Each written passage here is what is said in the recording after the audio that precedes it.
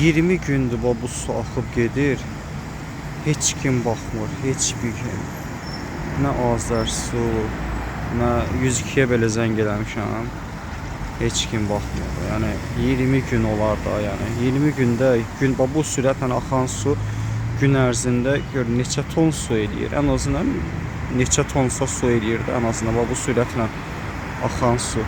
Buradan partlayır buralardan. Amma bilinmir hardan partlayır.